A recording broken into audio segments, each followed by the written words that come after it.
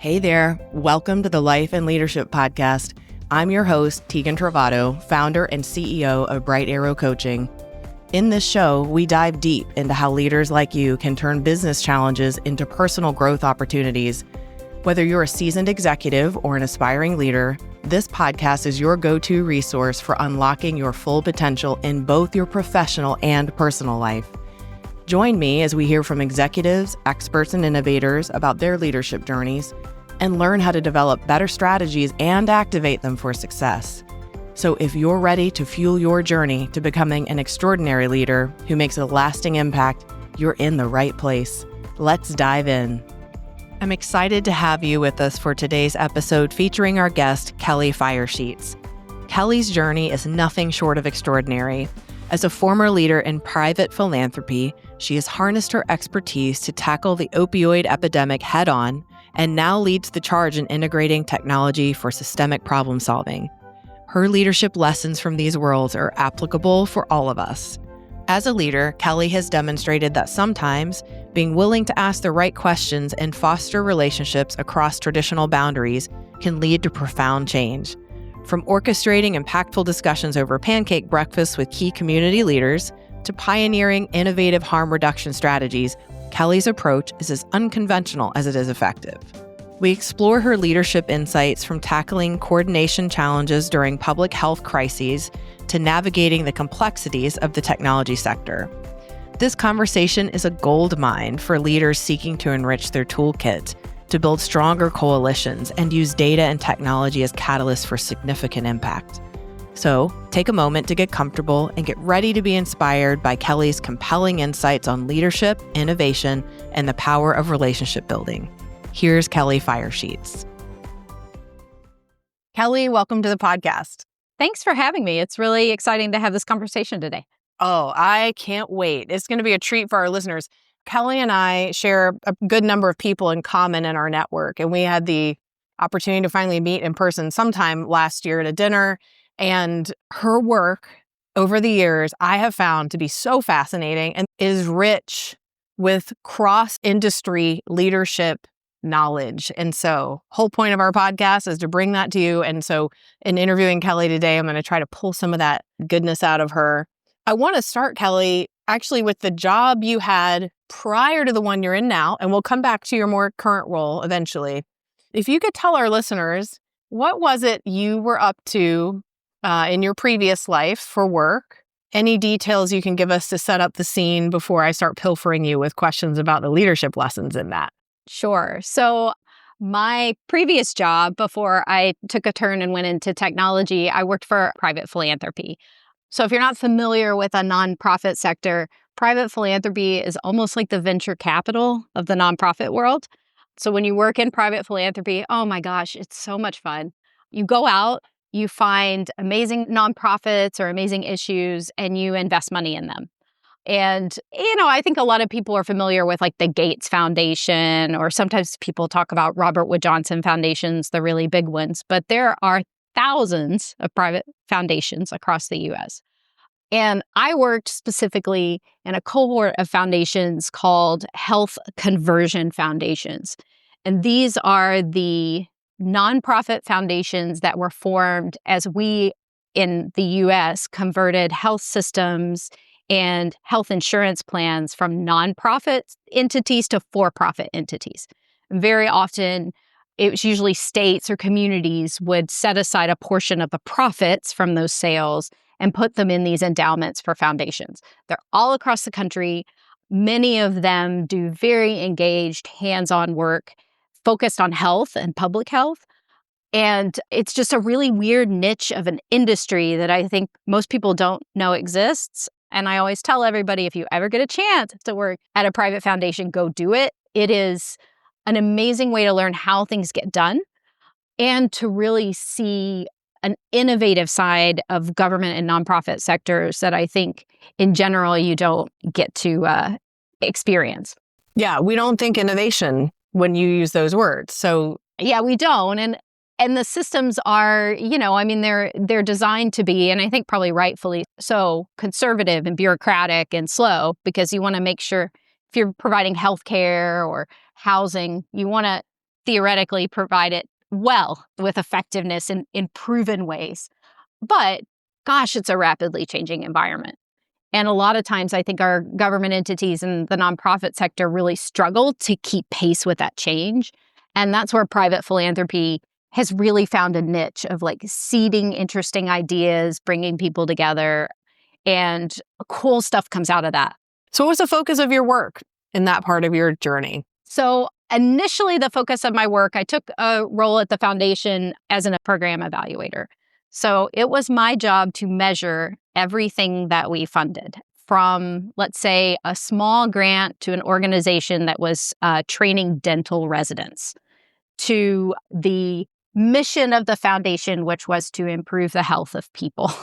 So everything across the board, it was my job to figure out how to measure it, to figure out how to collect the data, document it, understand the progress, make recommendations for improvements, recommendations for changes, and then sort of help the, we called them program officers, really the investors in the organization, vet opportunities and make the best grant investments. So I did that for about 13 years. In that period of time, I wrote 2 strategic plans, got to measure, I mean, you name it, we tinkered in it at some point in time, built a really great department of people, many of whom are still there today, which is fun to see. And then, after a while, you just kind of needed change. And so it was at that point in time that I moved into more the program officer role, where I was going to be responsible for investing the money. And I felt like, okay, I've measured this. I've developed a lot of opinions about what it is to make a good investment. I got ideas. I want to try this myself. I want to see what it's like to be the person who gives away money and actually makes this stuff happen. So I made that switch after about, I don't know, maybe 10 years of doing evaluation. And the focus of the investments were? That's a story, and I'll tell the story because I think there's a leadership lesson in it. So I had been, working as the evaluator for a long time, and we had at the time he was an amazing CEO. He was like a ball of energy. And he'd come to us out of the banking sector. So he always thought a little bit differently about things than the rest of us. And and this was probably 2014 or 2015, we could see in our data, we could see the dynamics of addiction changing in our region. And we were hearing from lots of people we were working with about these issues of addiction. And opioid addiction, it was really weird to see heroin in rural areas. It was strange what was happening. So our board of directors said, we need to take a pause. We need to set aside a line of funding, and we just need to deal with this heroin thing head on. Like we're going to do it. It's a need. It's a problem. So they set aside a line of funding. It was about $4 or $5 million a year to address what we now call the opioid epidemic. Then it was the heroin epidemic. And we did the thing we usually do. We did a national search. We started calling around. You want to have an expert to manage the funding. Right. And nobody wanted the job. Oh, interesting. And so the CEO pulled me into his office one day. It was like the end of the day. And he was like, I think you need to take this position. And I was like, oh, no. I don't know anything about that. Like, I don't know about addiction. And he was like, well, aren't you a psychologist by training? And I was like, but not like that. Like, they don't teach us about addiction in psychology school, which is true. They don't teach you about addiction. Yep. They just teach me about mental health stuff. Like, I don't know if I could do this. I don't know enough. And he was like, you know what? You're real smart. You'll figure it out. So this is what you're going to do. And I was kind of like, oh shit. Like, okay, I'm going to figure it out.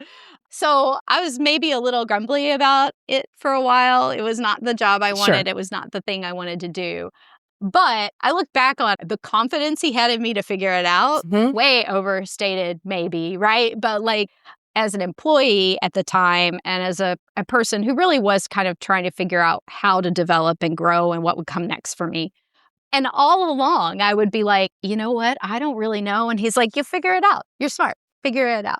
That sounds like life-changing belief in you. It was. And I have to imagine then as a leader, you've given that to other people because you know what it felt like, right? Well, I know what it felt like. And I think now can really appreciate that there are some times and there are some problems where you're actually at an advantage if you don't have expertise. Absolutely. Like, they really are, because I did the only thing I knew to do. because I had been the evaluator, I asked a lot of questions and I looked for data. Where's the data? Can I see your data? What does the research show?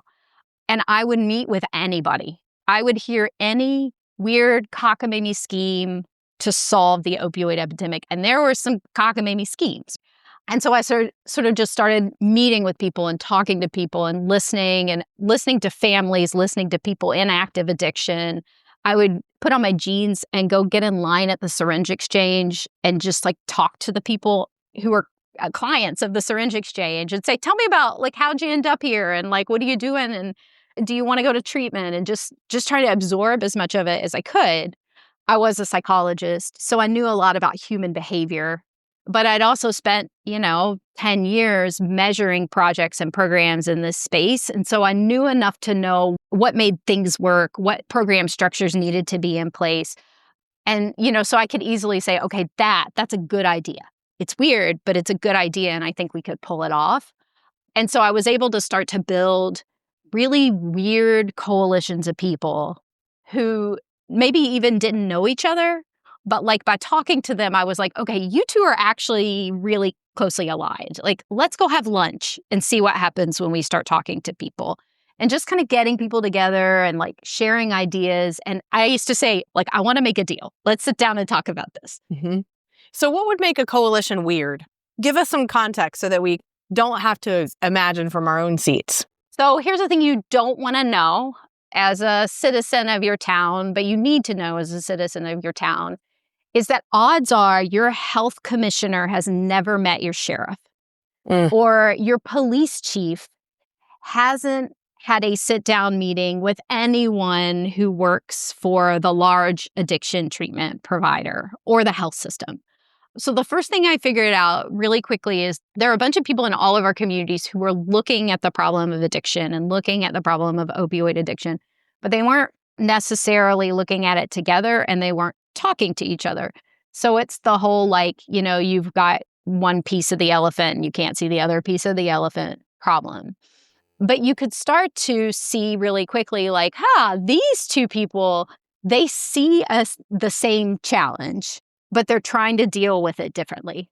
So one of the great examples in my hometown in greater Cincinnati, we had a health commissioner who was really adamant about getting better, faster data on overdoses, which is a shared passion. So I like to chat with him because we agreed that like the beginning of the opioid epidemic, the best data you could find would be overdose data from 5 years ago.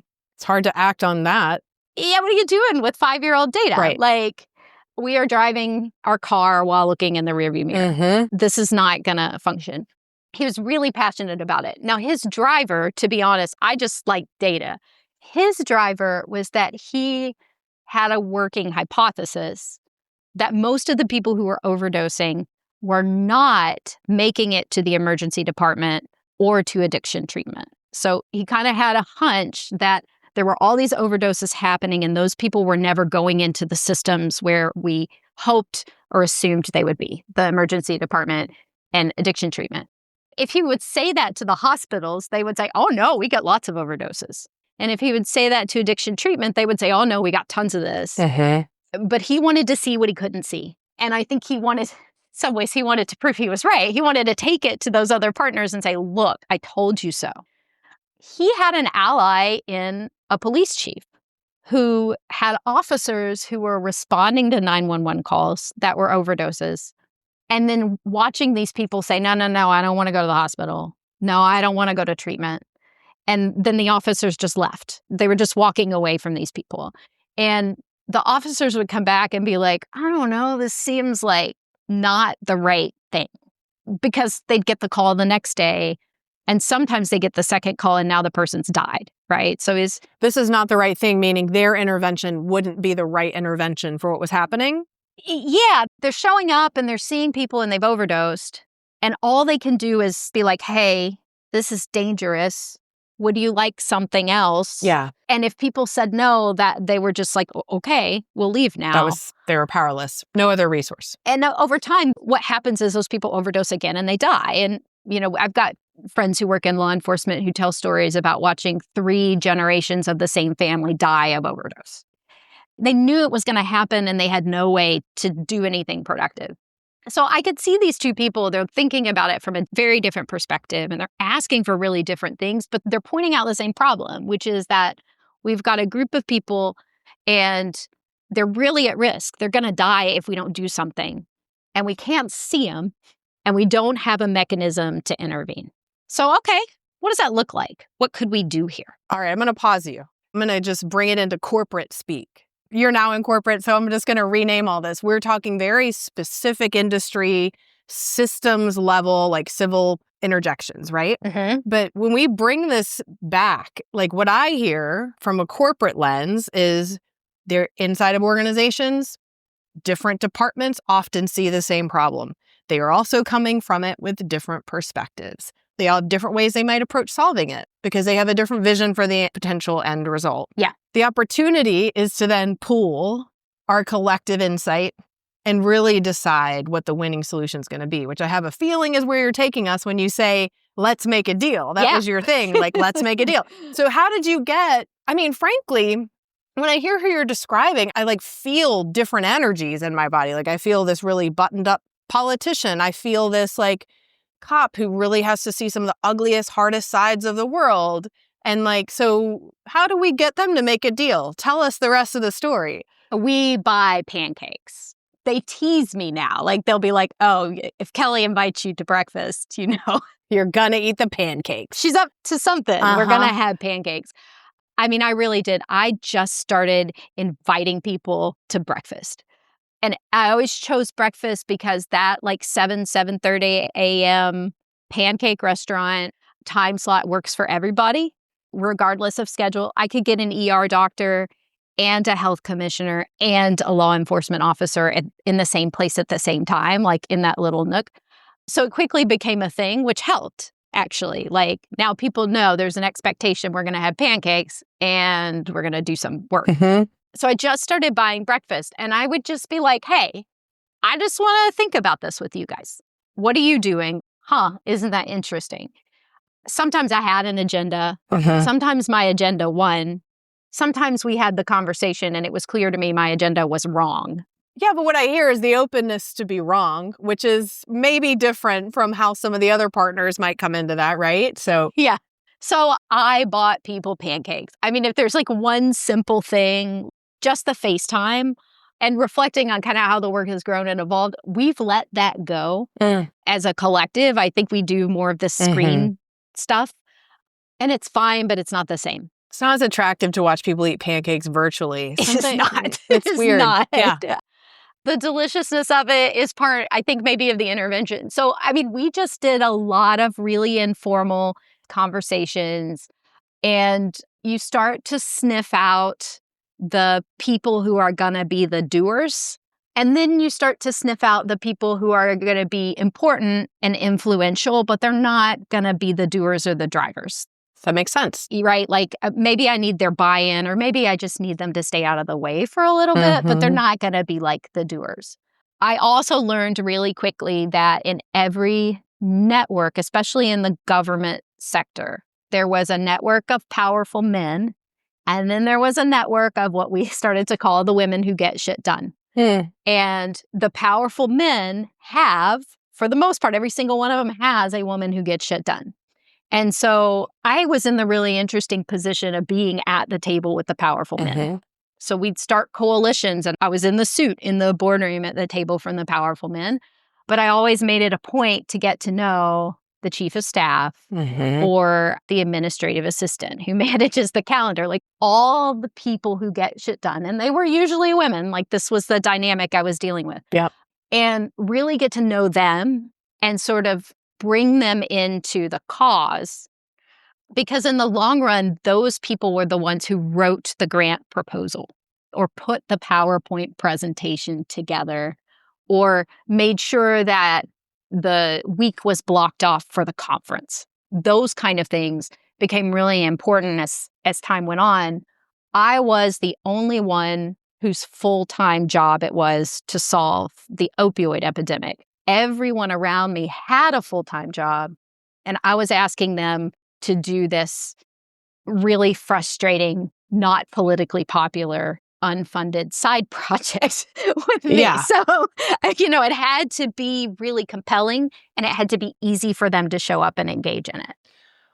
I'm going to recap some of that I just think is so powerful. First of all, just the statement of having the full-time job to solve the opioid epidemic. Hi, just a little thing you did once. So huge, though, in all sincerity. And as you started talking about pancakes and what happens at pancakes, I was immediately like, what's your role going to be at pancakes? You're like the broker. Yeah. But I heard the recipe was thought partnership, being open to being wrong and releasing your own hypothesis. When it is your job to solve the crisis, that had to be a bigger lift than we were kind of being cute about it. That had to be hard sometimes. Yeah. You operated with a ton of curiosity, facilitator of conversations. I appreciate that there was a level of informality that made this work. And I kind of wonder if we could get to some of that in corporate America, because everything is so time crunched and agendaed. And we at Bright Arrow are constantly like, hi, where's the relationship? Because that's actually what's going to make this go. And that informality for me is really speaking to me right now, the value of that. You identified the doers, you identified the influencers. That's a yes for every project and everything we're ever going to touch. So those stood out as some of the big components of what started to make the coalitions come together. Is there anything I missed or anything else you'd add? In the interest of full disclosure, and I have to be very upfront about it, keep in mind I worked at a foundation, so I had a budget. And it's amazing what you can get done with a discretionary budget. And I joke with people when they ask me about it, because now there's lots of people that work in this space and they fund in this space. And so people will ask, and I was like, the most impactful investments I made, we made good grants. We really did. We funded good programs. But a lot of the impactful investments I made were the pancake breakfasts. One time at a national conference, I took 6 health commissioners to dinner because there were 2 or 3 that were doing some harm reduction activities that were controversial, but I wanted done in lots of places. And by the end of the night, all of the 6 health commissioners agreed, yeah, we'll all do this and we'll do it together. That way, if it's controversial, right, we kind of have the cover of the other people doing it. So, we made a deal and we had a great evening and a great conversation. And out of it, we got action. So having the ability to spend money in creative and flexible ways that build those relationships and facilitate those conversations, I made my organization so uncomfortable. To their credit, they were just kind of like, you'll figure it out. And they let me do and try a lot of things that were a little bit non-traditional. I did have the advantage of getting to go to and really quickly we realized no one knows what the solution is. So we might as well try something different. Yeah. Because there was no evidence-based practice that we could pick up and bring in. We were going to have to figure out how to make it work here for us in Southwest Ohio. And that's kind of what we did. Yeah. That statement also stands out to me. Nobody knew what the answer was, so we had to try something different. And I think we're in such a time as leaders, regardless of industry, where there's just nothing but ambiguity and speed. Yeah. And so the ability to just be really courageous and try something different is probably more important than it's ever been. Use data where you can, obviously, as you would, as much as you heart data. You smiled so big when you said I love data earlier. I was like, okay, noted. That's such a powerful point as well. We just had to try something different. And you did. And off it went. I assume, if you could talk about some of the outcomes, what would you share as things you're proud of from all of those efforts and bringing those coalitions together? There's a few things. The first thing that I'm still very proud of, I'm proud of that health commissioner dinner because those interventions, that was probably 7 years ago, really controversial, front page of the newspaper controversial, are now part of my community and all these communities. It's a thing we do every day and nobody blinks and the world didn't end. So, and those are the harm reduction type interventions like syringe exchange and fentanyl test strips, for audience members who are wondering. Those kind of things, there was evidence behind that. We knew that if we could do that, we could keep people alive and we could keep people from getting sick. And that felt really important, and take political hits for it if we had to. Yeah. I also could recognize sitting in the room that working for a private foundation, I was not elected. I was not appointed by elected officials, which gave me a little bit more cover Yeah. to push hard things than a lot of my peers had. They were beholden to very particular agendas and people. Yeah, I mean, when you are a health commissioner, even if it's the right thing to do for public health, you can't just piss everybody Right. off. You won't keep your job for very long. And so that was a place where I was able to kind of step into a role and push something, and we've made something happen, and it's there to this day, and it's sustained, and that feels so good. Yeah. My baby, my pride and joy out of all this is an intervention we call a quick response team, a QRT.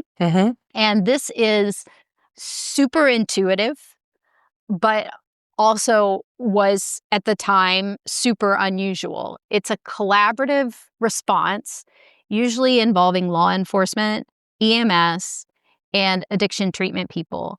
And when someone overdoses, or we know that they're addicted, or we know they're at risk of being addicted, that team of people, they work together, they go out, they meet with people, they talk to them, they offer them help, they connect them to resources, and they follow up with them over time to help get them motivated to get the services they need.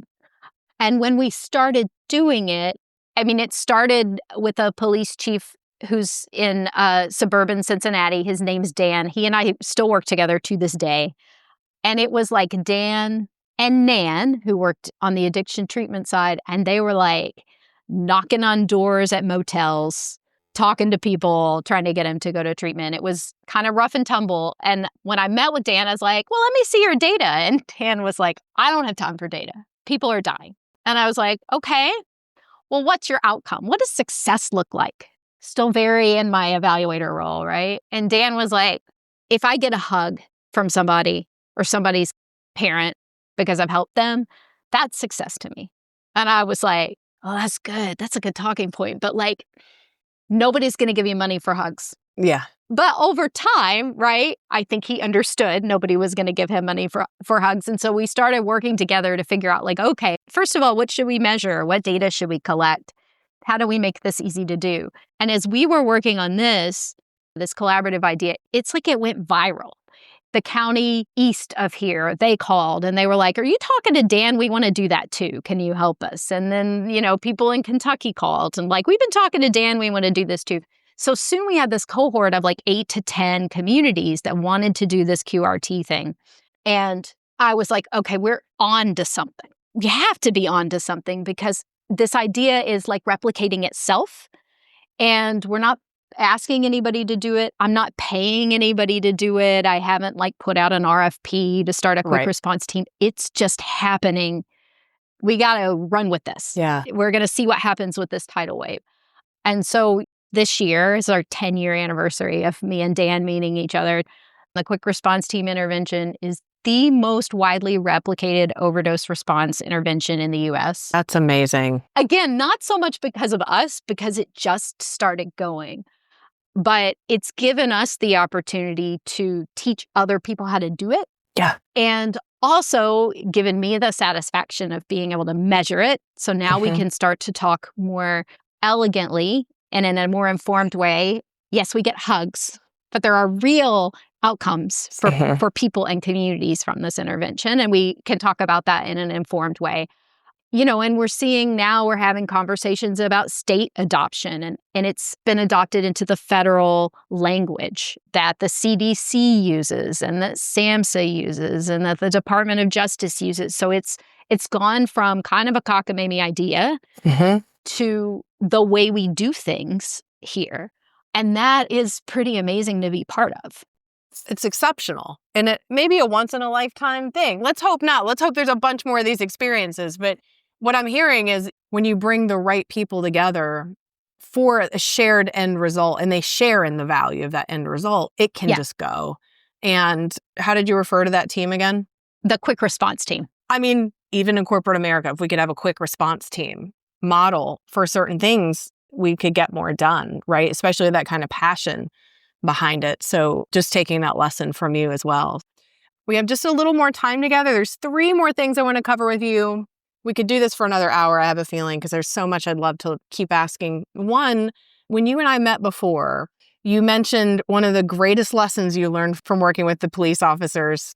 I'm curious if you could share that with our listeners today, because I think we could all benefit. Yeah, law enforcement is a fascinating world. And I knew nothing about it when I started this work. But when I met Dan, of course, like now I'm working with law enforcement and the quick response team intervention. I mean, it's largely law enforcement engaged or law enforcement led in most places. So all of a sudden I was running around with cops. And you mentioned the casual, the informality of it, but I did not start that way. This is the product of working with law enforcement for a while. I was a person who wore a suit and sat in an office and thought about things and made PowerPoint presentations about them.